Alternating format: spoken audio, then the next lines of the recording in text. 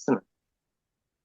Samuel Property has really made a name in itself in Melbourne's residential scene. In your opinion, what sets your projects apart from others in the market, and how do you maintain that edge? Yeah, it's a great question. I think often for us, and I mentioned problem solving before, but I think what's something that we do quite differently is that we really look at a location and a site, and we're trying to solve a problem in terms of the end product. So it's quite easy to say, oh, look, more luxury apartments or more affordable property, but we really try to work out what the end user wants and what they can afford. And that might come down to the specifications or the size. It might be that a certain location is more suited to townhouses rather than apartments, even depending on what the zoning is. So probably really looking at that highest and best use fundamental, but then really digging back to what does the buyer actually need and want, and are we solving a problem? So, I could say, in Brighton at the moment, probably the market doesn't need any more luxury apartments. If we were to buy a site and develop it, we're not really solving a problem. There are apartments there and people have them. So just because a site's available and we can buy it and the zoning is suitable, it might not actually hit the market correctly.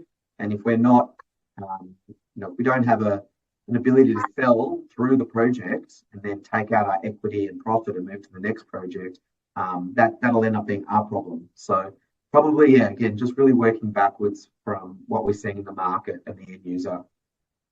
Right. So it's like starting with the end in mind and then work backwards from that. Yeah, very much so. And look, sometimes, you have to make some tough decisions that perhaps maybe buyers can't afford what they may be looking for based on what we think we can achieve on the rates. So we have to sort of really be a little bit more rigid with the way we look at it, and also really looking ahead and looking at trends as opposed to, I mentioned as a valuer by trade and qualification. The valuers look backwards. They analyze data that's happened.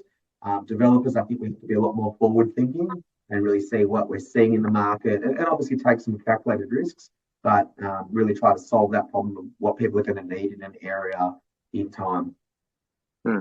Does that mean you have the valuation background? Does that kind of having a bit of an edge to your profession? Look, I don't know. I don't want to be biased. I think it was a good degree. There wasn't, when I studied, options to do development focused courses. I think there are a few more now that are involved, and there's quite a few different pathways to get into development. But at the time, valuation was seen as probably the most fundamental skill that you could get. But what it did for me is that it really allowed me to do, if you go to gym, you want to go regularly to build up your strength. And I think what valuations can do in a certain company, or if you get quite a big diverse range of work. So as a developer, I might work on anywhere between, 3 to 6 projects. As a valuer, I might do 3 to 6 valuations a week.